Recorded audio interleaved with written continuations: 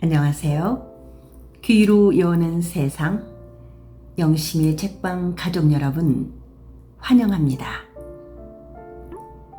오늘의 작품은 문순태 작가의 타오르는 강 제2부 깨어있는 밤을 함께 감상하시겠습니다. 타오르는 강 문순태 제2부 깨어있는 밤.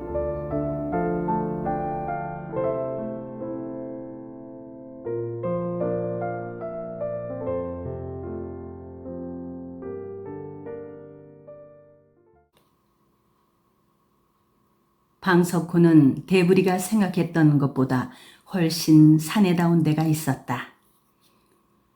방석호를 납작하게 만든 지 나흘째 되는 날밤, 대부리가 혼자 술도 마시지 않고 고지기 방에 큰 대자로 편하게 누워 있는데 방석호가 갈퀴와 주걱턱을 데리고 찾아왔다.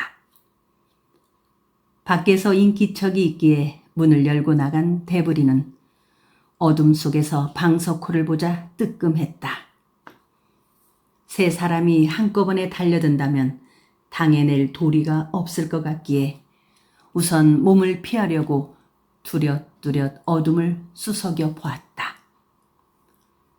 어이 대부리, 저 앞서는 내가 잘못했네. 대부리가 어둠 속으로 도망을 치려고 했을 때 방석호가 그에게로 다가서며 차분하게 가라앉은 목소리로 말하고 있었다. 대부리는 자신의 귀를 의심하면서 멈칫 섰다. 내 사과하는 뜻에서 찾아왔네. 방석호가 다시 말했다. 그제야 대부리는 방석호가 보복을 하러 온 것이 아니라는 것을 알고 방으로 들어가자고 하였다. 영산포를 떠날까 하다가 그렇게 되면 진짜 남자가 아닐 것 같기에 그냥 남기로 했구만. 방석호가 대부리를 따라 들어와서 방에 앉으면서 말했다. 순간 대부리는 자기를 찾아와서 그렇게 말할 수 있는 방석호의 사람됨에 놀라고 있었다. 뭐 이제는 여기저기 떠돌아다니기도 싫고. 방석호는 말을 하면서 대부리의 눈치를 살폈으나 대부리는 이럴 때 무슨 말을 해야 좋을지 몰라 잠자코만 있었다. 왜? 아직도 화가 덜 풀렸는감? 방석호는 대부리가 아무 말도 하지 않자 한참 동안이나 뜨악하게 앉아 있었다. 그때는 나이 많은 윗사람들한테 너무 버르장머리 없는 행동을 했구만이라. 대부리는 방석호를 정면으로 바라보며 말했다. 아니요. 아니라니까. 우리가 잘못한 거요. 방석호가 다가앉으며 대부리의 손을 잡았다. 앞으로는 서로 의족해 지내세. 부탁이구만. 방석호가 대부리의 손을 흔들며 말하자 대부리도 마음속 깊숙한 곳으로부터 미소를 뿜어 올렸다. 그러구만요. 고마워이. 그날 밤 방석호는 한사코 대부리를 떼죽나무집 주막으로 끌고 가서 술판을 벌이기까지 하였다. 술자리에서 거나하게 술이 오른 방석호는 그의 지나온 삶을 푸념처럼 쏟아놓았다. 방석호는 영암 덕진이라는 곳에서 어려서부터 종살이를 했다고 털어놓았다. 지난 2월에 홀몸으로 종살이에서 풀려나자 살아갈 방도를 찾으려고 강진으로 영암으로 흘러다니다가 선창 등짐꾼이나 될까 하고 영산포까지 오게 되었다고 하였다. 그러나 좋은 창에서는 그를 등짐꾼으로 써주지 않았다. 영산포에는 등짐꾼이 되고자 왔다가 등짐꾼이 되지 못하고 객주집을 기웃거리며 빈둥거리는 방거충이들이 하나둘 아니었다. 세상살이가 뜻대로 되지 않아 창자가 삐딱하게 외롭고인 방석호는 같은 신세의 방거충이들을 모아 패거리를 만들었다고 하였다. 내가 처음에는 씨름판이라면 죄다 찾아댕겼지. 이래봬도 종살이를 그만둔 뒤에 송아지 2마리를 땄어. 방석호는 술이 취해 거침없이 말했다. 대부리는 우선 그가 비자 출신이었다는데 마음이 끌렸고 나이가 자기보다 11살이라 더 많은데도 부끄럼 없이 고지기방에까지 찾아와서 용서를 비는 그 사내다운 배포가 좋았다. 술이 오를 만큼 오르자 대부리는 방석호를 형님이라고 서슴없이 불렀고 방석호도 대부리의 어깨를 잡아 흔들며 동생이라고 불렀다. 방석호와 대부리 사이뿐만이 아니고 방석호의 모든 떨거지들과도 형님 동생하고 부르게 되었다. 대부리는 다음 날 이들을 모두 등짐꾼으로 썼다. 그렇게 하여 방석호와 대부리는 친형제처럼 가깝게 지내게 되었다. 대부리의 좋은 창 생활은 하루하루가 오달지고 즐거웠다. 그 때문에 어느덧 1달이 넘도록 새끼네에 가보지 못하였다. 그는 여러 차례 팔만인의 소금점에 찾아가서 그때까지도 여만이 노릇을 하는 새끼네의 형님 친구들과 만나 소금찌개를 팽개치고 등짐꾼이나 되라고 하였지만 하나같이 그들은 대부리의 제의를 받아주지 않았다. 아침부터 눈이 술술 내리자 밤새도록 술을 퍼마시고 새로운 나이 적은 논다니와 질탕하게 재미를 보고 늦잠을 퍼질러 잔 대부리는 좋은 창으로 나가려다 다시 이불 속으로 파고들었다. 아침이 되도록 방바닥이 쩔쩔 끓는 이불 속에서 밤새 끼고 잔 논다니의 물컹한 살이 찐득찐득 인절미처럼 엉켜왔다.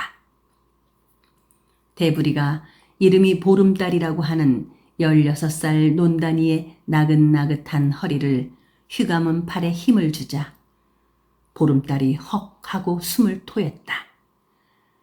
그는 마치 하늘에 둥실 떠있는 보름달을 어루만지기라도 하듯 그녀의 몸을 샅샅이 뒤적거려가며 쓰다듬은 다음 바지를 무릎 아래로 흘려내리고 얄캉한 그녀의 배 위에 몸을 실었다. 대부리는 벌써 꼬박 나흘째 밤마다 보름달을 끼고 살았다. 투실하고 물크러지게 흠실흠실한 여자들만 상대하다가 허리가 낭창낭창한 보름달과 잠자리를 같이 해본 뒤부터는 그녀를 놓아주려고 하지 않았다. 보름달 위에 몸을 실으면 마치 드넓은 강물에 이력 편주를 띄운 것처럼 물살에 얄랑거리는 맛이 있었다. 아이고매, 밤새도록 곤죽을 맹글어 놓더니만 또 오실라요? 어따 징해요 징해. 쇠작대기를 삶아 묵었는가 원 무슨 힘이 그리 시다요.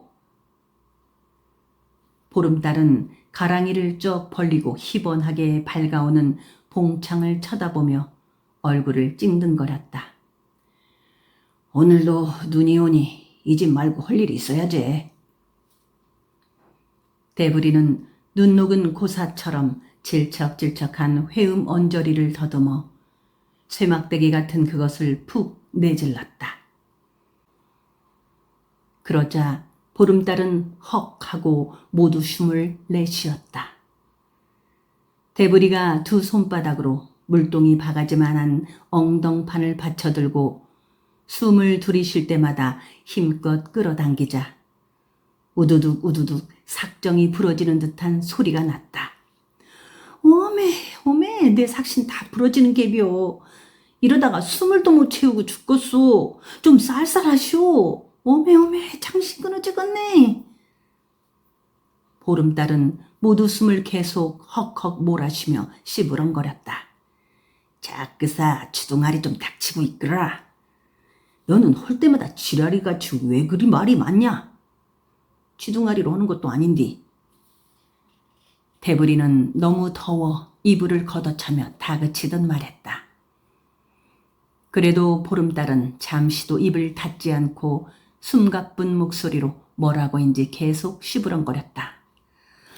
아후, 인욕하고 사는 여자는 제 명대로 못 살겠구만. 지둥아리 닥치라니까.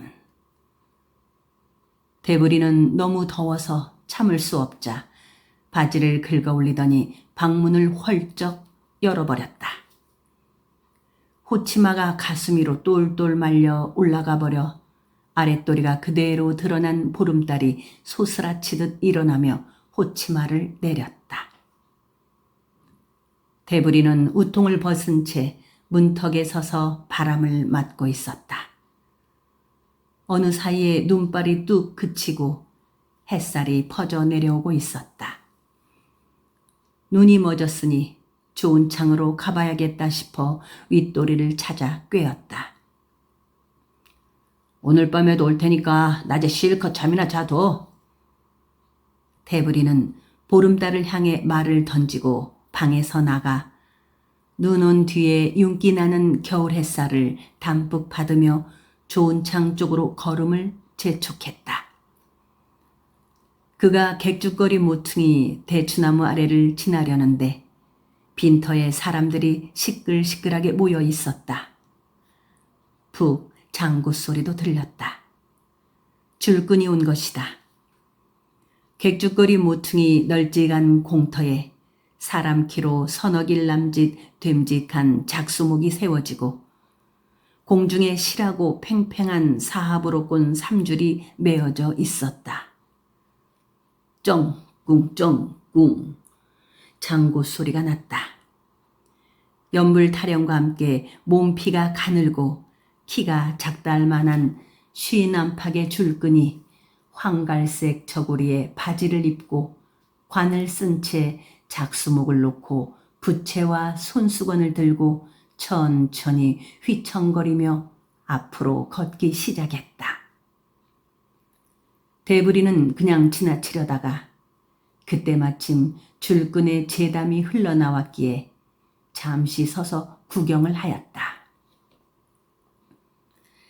여러분 원근을 불구하시고 이렇게 많이 왕림해 주셔서 감사하고 감사합니다. 광대 기생들은 땅에서 춤추고 노래를 불러 여러분들을 흥겨웃게 했으나 이 사람은 공중에서 여러 가지로 제주로 여기 왕림하신 손님들을 즐겁게 해드리겠습니다.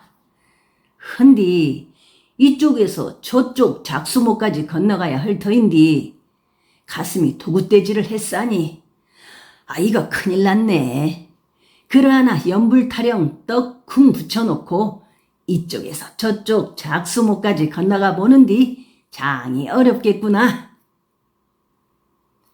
줄끈은 땅 위의 악공한테 장고를 치라고 쩡쿵하고 소리를 한 뒤 바른 손에 부채를 펴 높이 들고 왼손은 줄을 붙잡은 자세로 겁이 나는 표정에 눈을 크게 뜨고 허리를 굽힌 채 한 다리만 내딛고 벌벌 떤다. 구경꾼들이 줄끈의 겁먹은 표정을 보고 웃는 사이에 익살맞은 줄끈은 몇 번을 벼른 후 두 다리를 앞으로 내딛다가 다시 깜짝 놀라 한 다리를 뒤로 물러 디디며 작수목을 잽싸게 잡고 벌벌 떨었다. 줄끈은 다시 건너가기를 시작하여 고의로 벌벌 떨면서 줄 중간쯤 갔을 때 옆으로 줄이 막 흔들렸다. 줄끈은 더욱 심하게 겁먹은 표정을 하다가 줄의 흔들림이 멎자 살살 건너가서 작수목을 거의 붙잡을 정도에 이르러 얼른 작수목을 잡고 휴 한숨을 내쉬었다. 구경꾼들의 웃음소리와 함께 장구 소리가 뚝 멎었다. 줄끄는 겁은 났지만 아무렇지도 않은 것처럼 큰 소리로 하는 희떠운 소리를 하였다. 어쨌든 줄 한번 잘 탄다.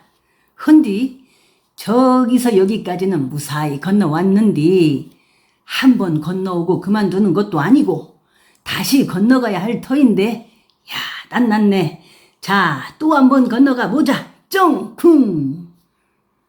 줄끄는 두 번째 간신히 건너가다가 중간쯤 갔을 때 줄이 심하게 흔들리자 바른 발을 헛디디고는 잔뜩 겁을 먹고 뒤돌아 건너오고 만다. 그런디 줄을 앞으로만 걸어댕기면 재미가 없으니 이번에는 뒤로 한번 건너가 보는디. 앞으로는 보는 눈이 있으니까 줄을 보면서 갈 수 있지만 뒤통수에 눈이 붙은 것도 아니고 눈도 코도 없는 발바닥만 믿고 건너가 보는디. 이 발바닥이 줄을 잘 디뎌줘야지 만약 잘못 가다가는 황천길이라. 자, 쫑쿵. 줄끄는 뒤로 찬찬히 건너오다가 여러 차례 헛디디면서 가까스로 작수목을 붙잡았다. 자, 그러면 이번에는 장단을 스리슬쩍 허튼 타령으로 넘겨놓고서 장단을 맞춰가며 발짝을 떼어보는데 자, 쫑쿵 쫑저쿵.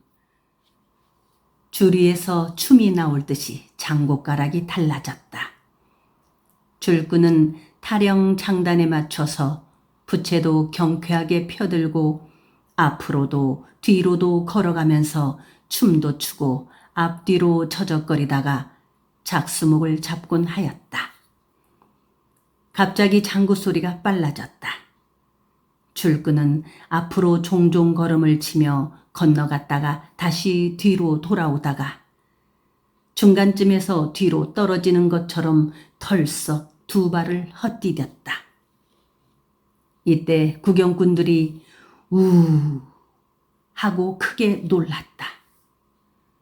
떨어지는 줄로만 알았던 줄끄는 줄을 타고 앉았다가 줄의 탄력에 몸이 위로 솟구쳐 오르더니 줄을 성큼 올라 딛고 서며 앞으로 줄다름질을 쳐 작수물을 붙들고 섰다. 늙은 줄끄는 계속해서 갖가지 묘기를 보였다. 대부리는 줄끈의 체주에 정신을 빼앗기고 있었다. 줄끄는 다시 혈기 있게 부채를 펴들고 한 다리를 구부린 채 외발로 껑충껑충 뛰며 걷는 앵금이며 줄 위에서 공중으로 몸을 솟구쳐 발을 코로 차는 외홍채비, 풍치기, 쌍홍채비 재주를 부렸다. 구경꾼들이 박수를 치고 소리를 지르자 줄끄는 공중에서 몸을 써서 방향을 바꾸며 두서너 차례나 돌아앉고 줄의 탄력으로 먼저보다 더 높이 치솟아 공중에 떴다가 줄을 사뿐히 딛고 섰다. 자, 이번에는 두 발로만 걷을 것이 아니라 두 무릎으로 꿇어 앉아 무릎으로 걸어가는 것을 해보는디. 쫑쿵. 줄끄는 두 무릎을 꿇고 회목 발목에 줄을 건 다음 두 무릎 황새두렁 넘기기를 보여주었다.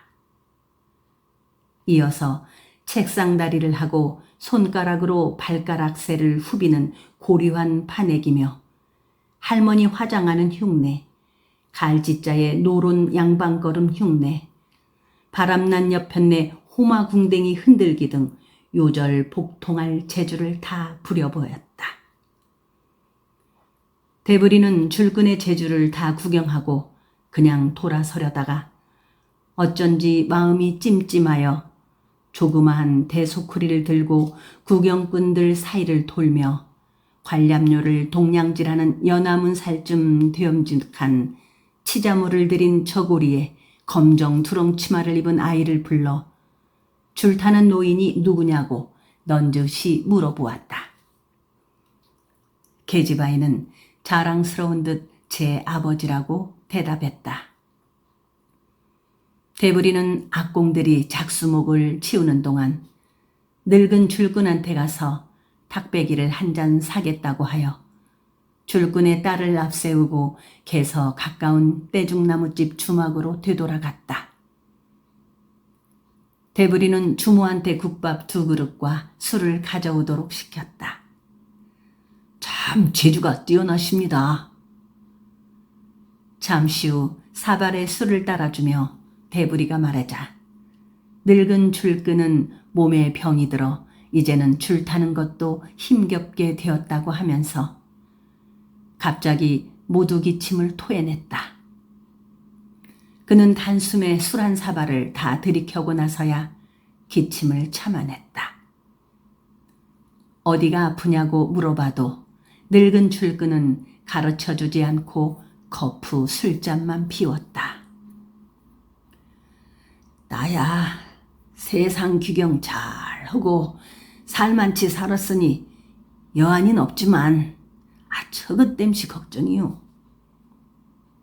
늙은 줄끈은 국밥을 퍼먹고 있는 딸아이를 차오록한 눈으로 바라보며 말했다. 순간 대부리의 마음이 이상하도록 먹먹하게 죄어들었다. 봉팔이라고 부르는 그 늙은 줄끈은 다음 날도 그 다음 날도 영산포 객주거리 공터에서 줄타기를 하였다. 그러나 그의 줄타는 재주를 구경 나오는 사람들은 날마다 줄어들었다. 폭설이 내린 뒤끝이라 햇살이 비치는 해도 매서운 강바람이 휘몰아치는 한겨울이라 바람막이 하나 없이 툭 트인 난장에서 오돌오돌 떨며 줄타기를 구경하는 사람들은 그리 많지 않았다. 줄타기 한마당이 끝날 때마다 줄끈 봉파리는 그의 딸 난초의 손목을 잡고 떼죽나무집 주막에 와서 술을 마시곤 하였다. 대부리가 주모한테 줄꾼이 마신 술값은 자기가 부담할 테니 마시고 싶은 대로 줘도 좋다는 말을 해두었기 때문이다. 그런데 이상하게도 줄꾼 봉파리는 줄을 탈 때는 아무렇지 않다가도 줄에서 내려오기만 하면 허리를 꺾어가며 심하게 모두기침을 쏟는 것이었다. 줄 위에서는 암시랑 않더구만. 줄에서 내려오기만 하면 기침이 그리 심하니 어쩐 일이오? 대부리가 어느 날 그에게 술을 권하며 물었더니 줄 위에서 기침이 나오면 떨어져서 죽게. 줄 위에서야 안 죽을라니까 기침을 안 하는 거지. 하고 대답하고 나서 다시 까르르 끄 구르르 끄 얼굴이 벌겋게 달아오도록 기침을 토하는 것이었다. 그러면서 줄끈 봉파리는 어느 때고 줄 위에서 기침을 참지 못하는 날이 자기가 저승에 가는 날이라고 씁쓸하게 웃으면서 말했다. 사나흘 동안 햇빛이 반짝하더니 다시 하늘이 무너져 내리기라도 하는 듯 눈이 쏟아졌다. 눈이 내리는 날은 세곡 수검하는 일도 봉팔이 놓인 줄타기 하는 것도 쉴 수밖에 없었다. 꼬박 나흘 동안이나 푸실푸실 눈이 날렸다. 대부리야 세곡 수검을 하지 않는지라 객주집에서 보름달을 보듬고 아랫도리가 후들거리도록 질퍽하게 놀아도 상관이 없지만 늙은 줄꾼 봉파리는 돈벌이를 못해 죽을 상이었다. 그는 겨울 들어 벌이가 시원찮아 악공과 그의 부녀 목구멍에 때 벗기기도 어렵다고 푸념이었다. 술로 가까스로 기침을 잠재우고 눈발이 먹기를 기다리며 객주집 마당에 서서 하늘만 쳐다보던 줄꾼 봉파리는 여우 시집가는 날처럼 부실부실한 눈발과 햇빛이 숨바꼭질하듯 오락가락하자 악공을 다그쳤다. 대부리와 악공이 눈이 멋지를 않았는데 어떻게 줄을 타겠느냐고 한사코 말렸지만 닷새째나 줄을 타지 않으면 영영 줄 위에서 기침을 참을 수 없게 될 것이라면서 단 한 벌에 줄타기 오신 황갈색 저고리와 바지를 바꿔 입는 것이었다. 그의 말로는 그가 줄을 찰 때면 온몸의 피가 몇 바퀴씩 몸을 돌아 폐를 갉아먹는 나쁜 피를 맹모추게 한다는 거였다. 줄타기를 오랫동안 안 오고 있으면 나쁜 피가 목구멍까지 올라온단 말이여. 봉파리 노인은 그러면서 정성스럽게 줄타기 옷을 입었다. 그는 줄타기가 끝나면 어김없이 그의 딸 난초가 숯불을 불어가며 다리미질을 해놓은 기장이 길고 가시 너울너울한 짙은 황갈색 저고리에 바지를 껴입고 초록 비단띠를 허리에 두르고 머리에 관을 얹고 살제비꽃이 그려진 부채를 손에 들었다. 그가 줄타기 행장을 차리는 데는 많은 시간이 흘렀다. 허리에 두른 초록색 비단띠도 마음에 들도록 여러 차례 고쳐맸으며 머리에 얹은 관끈 하나에도 신경을 썼고 줄타기 옷이 한 군데라도 구겨지거나 주름이 잡혀 있으면 입었던 것을 벗어 물을 뿜어가며 다리미질을 다시 하였다. 정성 들여 줄타기 행장을 다 갖춘 봉파리의 모습은 꼬리가 긴 삼광조처럼 날렵하고 한 마리의 청띠 제비나비처럼 아름다웠다. 줄타기 옷을 입기 전에 찌그러진 몸피에 병색이 짙은 창백한 얼굴, 찡등그려가며 모두기침 토해내는 볼품없는 그의 모습에 비하면 완연히 딴 사람이 되어 있는 것이었다. 봉파리가 줄타리 행장을 차리고 객주집에서 나갈 때 난초 아버님, 줄타기 옷을 입으시니 꼭 신성 같네요. 하고 대부리가 뚜벅 말을 했더니 그래서 나는 이 옷을 입은 채로 죽고 싶다오. 하였다. 대부리는 그의 입에서 여러 차례 죽는다는 말을 들었다. 그때마다 대부리의 기분이 이상하게도 꽉 막히는 것이었다. 나 죽는 것이사 괜찮지만 우리 난초 땜시 걱정이요. 봉파리는 객주집 쌀인문을 나서다 말고 토마루에 앉아있는 대부리를 돌아보며 큰 소리로 말했다. 죽기는 왜 죽는다고 그러시오? 설령 그렇게 되시더라도 젊은 악공이 따님 뒤를 잘 봐줄 거 아니오. 그놈한테 난초를 맡기다니 호랭이한테 강아지 앵겨주는 격이제. 그놈은 지 의부더미를 붙어먹고 째깨난 호로 불상놈이여. 나 없으면 우리 난초 그놈이 요절을 내고 말 것인디. 그러면서 봉파리는 잠시 거무죽죽한 기분이 되어 눈발이 멎지 않는 하늘을 원망스럽게 쳐다보며 공터로 나갔다. 봉파리 노인이 줄타기 행장을 차리고 공터로 나가는 사이 젊은 악공은 난초를 앞세우고 북 장고를 두드리며 선창거리를 한 바퀴 빙 돌았다. 손님들을 몰아오기 위해 객주거리에서부터 마방거리, 쇠전머리, 닭전머리, 젖비린내 풍기는 선창거리를 꿰고 돌았지만 악공 뒤를 따른 것은 꼬맹이들 서너과 똥개 한 마리 뿐이었다.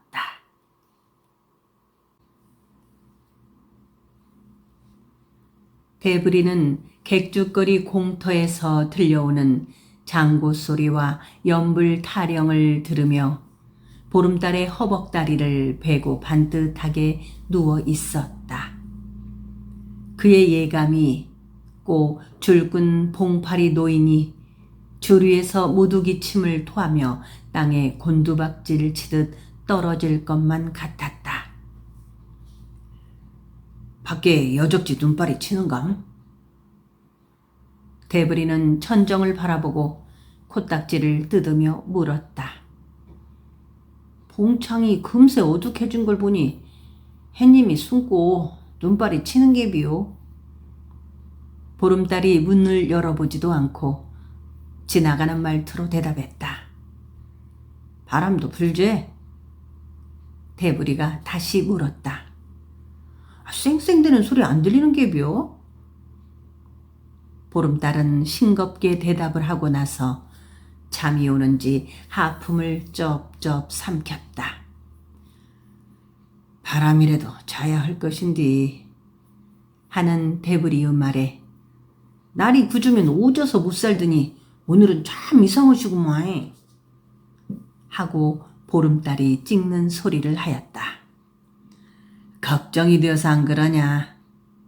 어메, 인혁도 걱정이 있어?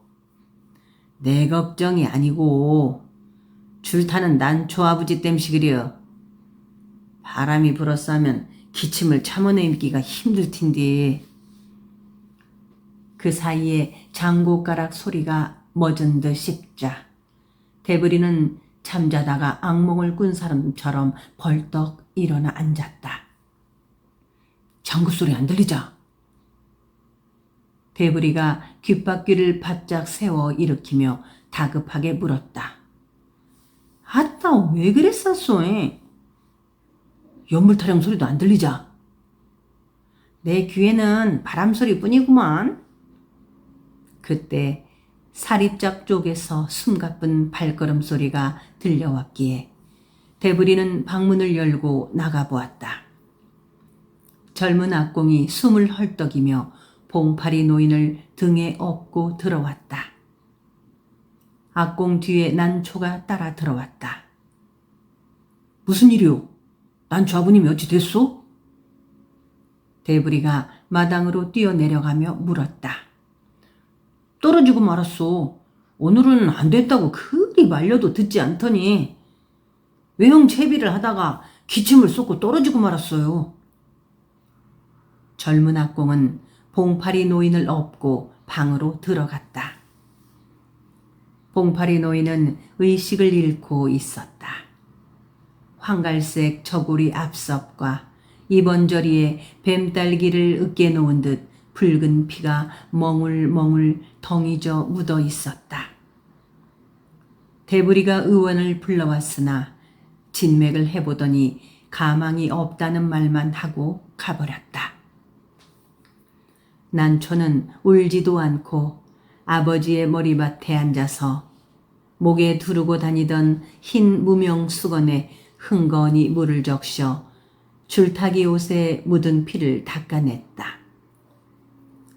난초는 어쩌면 아버지의 죽음보다 줄타기 옷에 묻은 피를 어떻게 깨끗이 닦아내야 할지가 더 걱정인 듯 여러 차례 수건을 정한 물에 헹궈가며 정성스럽게 문질러댔다. 밤이 깊어서야 봉파리 노인이 얼핏 정신을 수습하였다. 그는 눈을 뜨고 자기가 누워있는 것을 알고는 희끄무레한 석유 등잔불에 비쳐 보이는 난초를 쳐다보더니 주르르 눈물을 흘렸다. 그때까지도 난초는 울지 않았다. 바람 땜시 기침이. 봉파리 노인은 잠시 후 대부리의 얼굴을 알아보고 억지로 쓴 미소를 머금어 보이며 희미하게 말하고 나서 계속 입을 탈싹거렸는데 무슨 말을 한 것인지 알아들을 수가 없었다. 눈이 많이 와서 너무 오래 쉬었기 때문이지. 봉파리 노인은 한참 후에 다시 힘을 주어 말을 하고는 숨을 거두어 버렸다. 줄근 봉파리 노인이 숨을 거두자 휙 눈발이 거칠게 봉창을 때렸다. 갑자기 으스스한 찬바람이 방 안에 스며들어오는 것 같았다. 대부리는 그것이 죽음의 바람이라고 생각을 하면서 아버지가 죽은 것도 모르고 정성스럽게 옷섭에 핏자국을 닦아내고 있는 난초의 옆얼굴을 보았다. 봉파리 노인이 숨을 거두자 젊은 악공은 왜라고 알아들을 수 없게 혼잣말로 시부렁거리는 것 같더니 휑 하니 밖으로 나가버렸다. 그가 밖으로 나가면서 방문을 여닫을 때 한 줄기 바람이 휙 덮쳐 석유 등잔불이 꺼질 듯이 출렁거렸다.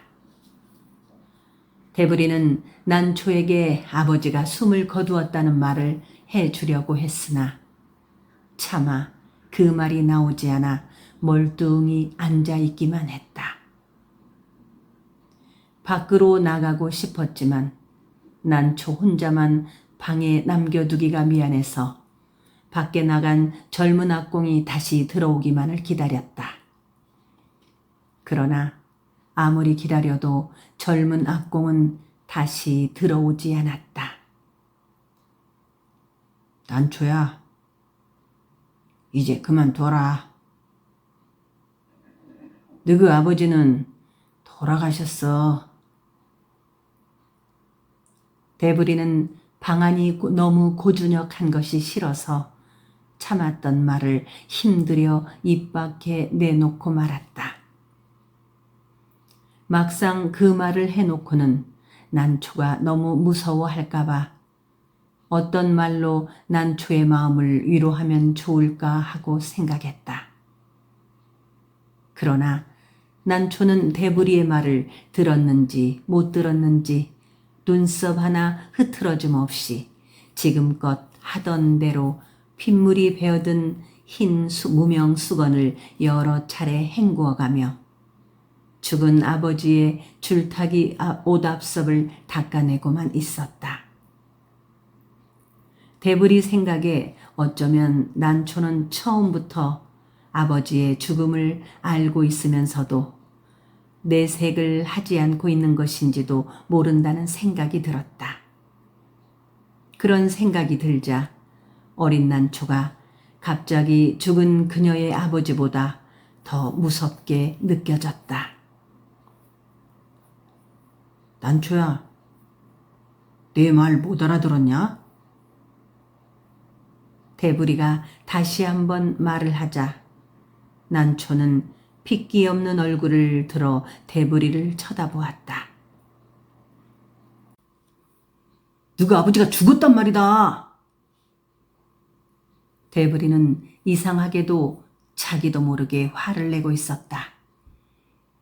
어쩌면 자기 자신한테 화를 내고 있는 것인지도 몰랐다. 알고 있었구만요. 우리 아버지가 죽을 것이라는 걸 벌새부터 알고 있었어요. 난초는 어린아이답지 않게 서러운 기색 하나 보이지 않고 또렷하게 말했다. 너가 아버지가 죽었는지도 눈물이 안 나오냐? 대부리는 다시 화를 내고 있었다. 그렇게라도 해야 견딜 수 있을 것만 같았기 때문이다. 나는 배가 고플 때가 아니면 눈물이 안 나와요. 난초의 말에 대부리는 퍽 하고 이빨 사이로 헛바람을 토해내고 말았다. 너 참 이상한 아이로구나. 울고 싶을 때가 되면 울 거구만요. 그때가 언젠디? 몰라요. 대부리는 더 할 말을 잃었다. 그런 아이라면 죽은 아버지 옆에 혼자 두고 나가버려도 아무렇지도 않겠다 싶어 무릎을 짚고 일어서려는데 새벽을 알리는 첫 닭이 회를 쳤다. 대부리는 다시 주저앉고 말았다. 첫 닭이 울어도 젊은 악공은 들어오지 않았다. 대부리는 죽은 봉파리 노인의 옆에 앉아서 꼬박 밤을 새우고 말았다. 봉창이 희번하게 밝아와서야 밖으로 나와 주모에게 늙은 줄끈의 죽음을 알리고 그가 아는 좋은 창 등짐꾼 몇 사람을 불러오게 하여 치상 준비를 시켰다. 날이 밝자 젊은 악공을 찾아보았으나 콧배기도 보이지 않았다. 객주집 논단이의 말로는 밤중에 광나루 쪽으로 가는 것을 보았다고 하였다. 대부리는 눈썹이 솔잎처럼 빳빳해지고 뻐꾸러기가 박힌 것처럼 눈알이 썸벅거려서 보름달의 방으로 들어가 큰 대자로 누워 골아 떨어지고 말았다. 한잠 푹 자고 일어나서 밖이 소란하여 나가보았더니 등짐꾼들이 대부리가 준 돈으로 관을 사서 지고 들어왔다. 죽은 봉파리 노인의 얼굴처럼 무겁게 가라앉은 하늘에서는 눈이 펑펑 쏟아지고 있었다. 객주집 주인이 죽은 사람을 빨리 치우라고 어찌나 성화가 대단한지 봉파리 노인을 해가 저물기 전에 묻기로 하였다. 좋은 창 등짐꾼들 중에서 방석호와 그의 떼거리 몇 사람이 몰려와 치상하는 것을 도와주었다. 그들은 죽은 사람한테 입힐 수의를 걱정하였으나 대부리가 우겨서 줄타기 옷을 그대로 입혀 묻기로 하였다. 관 속에 그의 살제비꽃 부채도 넣어주었다. 관에 못질을 하기 전에 난초에게 마지막 가는 아버지의 얼굴을 다시 한번 보아두는 게 좋다고 했더니 난초는 고개를 돌려버렸다. 그녀는 핏물이 든 흰 무명수건을 어느새 칼칼이 빨아 말려서 목에 두르고 있었다. 혹여 너 같은 딸 낳을까 무사와서 장기 가기 싫구나. 대부리가 관에 못질을 하면서 난초를 향해 나무람하듯 쏘아붙였다.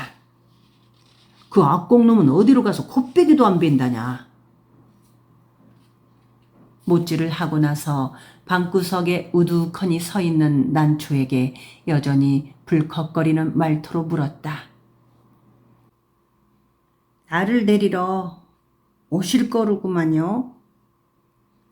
난초는 자신 있게 말했다. 너를 데리러 온다고? 언제? 꼭 와요.